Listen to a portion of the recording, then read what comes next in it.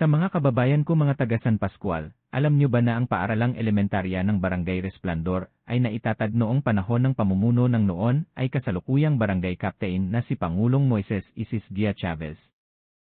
Sa umpisa hindi pa po pumayag ang kagawaran ng edukasyon sa kadahilanan ng kakulangan ng bilang ng mga mag-aaral, subalit ipinaglaban po noon ni Pangulong Isis na kailangan maituloy, mabuksan at maumpisahan ang paaralang elementarya ng Resplandor at sa tulong po ng mga naunang guro at ng ilan mga mag-aaral ay nabuksan at nasimulan po ang Resplandor Elementary School ng taon pong iyon at sa mga sumunod na taon unti-unting dumami ang mga estudyante hanggang sa makumpleto po ang lahat ng antas ng elementarya mula grade 1 hanggang sa grade 6.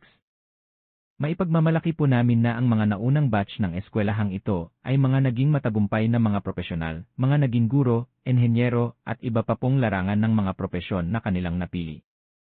Ang paaralan pong ito ay naging mahalaga at makasaysayang landmark ng Barangay Resplandor at isang maituturing na malaking tagumpay ng mga mamayan ng Barangay Resplandor na ang kanilang mga batang mag-aaral ay hindi na kailangan pang lumayo, maglakad at pumasok sa mga karatig barangay.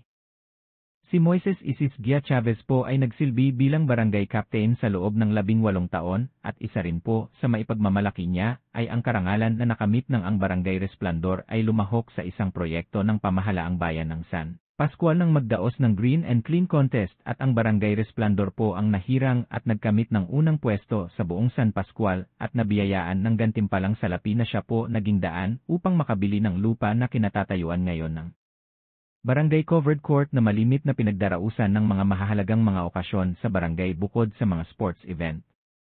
Pagkatapos po ng 18 taon panunungkulan bilang Pangulo ng Barangay Resplandor ay sumubok na magsilbi sa bayan at pinalad po makapaglingkod ng 3 termino bilang konsehal ng bayan. Naging chairman ng Committee on Education. Nagsulong ng pantay na pagkakabahagi ng pondo sa lahat ng pampublikong paaralan ng bayan ng San Pascual. Nagsusog at nagmungkahi ng equal sharing ng pondo sa lahat ng barangay. Dito itinaguyod din niya ang sektor ng agrikultura at ang kaayusan ng kapaligiran.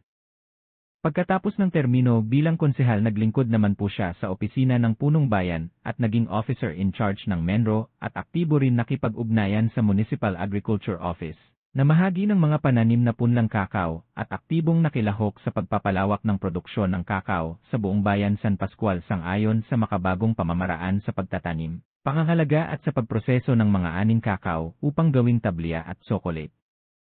Lumahok sa World Chocolate Day at napagkalooban ng gantimpala bilang may pinakamalaking nagawang bilog na tablya na tumitimbang ng 28 kilograms.